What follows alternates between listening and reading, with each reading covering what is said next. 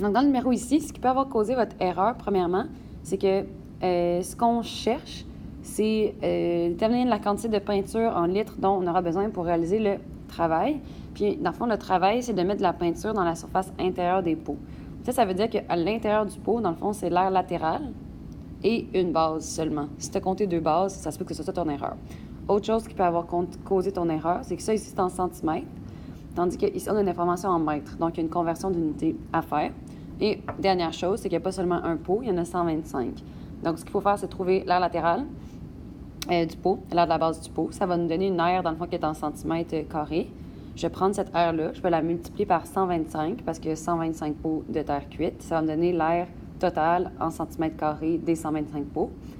Là, après ça, je vais la changer en mètres carrés, cette aire-là, parce que ici, 1 litre, ça couvre 9 mètres carrés. Fait que moi, j'ai besoin de savoir, j'en ai combien des mètres carrés. Genre, mon nombre de mètres carrés, je vais diviser par 9 et je vais trouver, dans le fond, la quantité de peinture. Normalement, peut-être que vous êtes capable de continuer seul maintenant. Je vous encourage à le faire, mais sinon, je vais commencer le problème avec vous.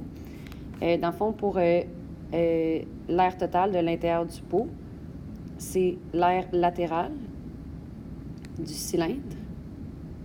Mais j'ajoute aussi l'air de la base du cylindre, mais seulement une base. Donc, je vais aller préciser ma formule.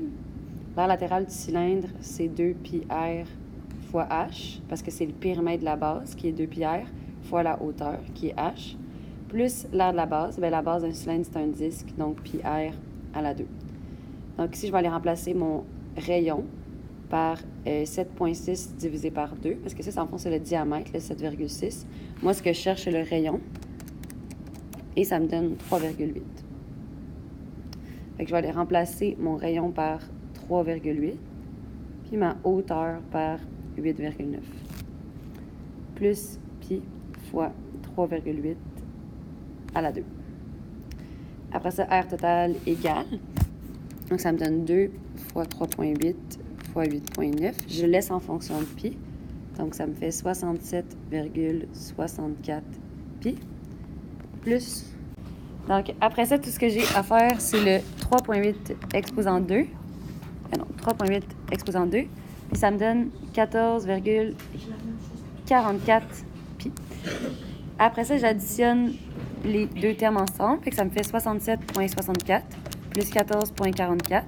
Puis ça me donne 82,08 pi centimètres carrés. Ça, c'est l'air de un pot. Fait que ici, si je mettrais un titre, là, ça serait genre l'air de un pot. Par contre, dans le problème, il y a 125 pots. Fait que vous devez prendre ça, faire fois 125. Après ça, vous avez un problème parce que ça va être une aire qui va être en centimètres carrés. Mais ici, on te parle de mètres carrés. Fait qu'il faut que tu changes ton aire en centimètres carrés en mètres carrés. Ça vous occasionne des erreurs parce que ce que vous vous trompez, c'est que vous oubliez que quand vous faites la conversion d'unité qui était au carré, il faut diviser par 100 une première fois pour se rendre en décimètres carrés, puis diviser par 100 une deuxième fois pour se rendre en mètres carrés. Une fois que vous avez votre réponse en mètres carrés des 125 pots, là, vous pouvez la diviser par 9 pour savoir le nombre de litres.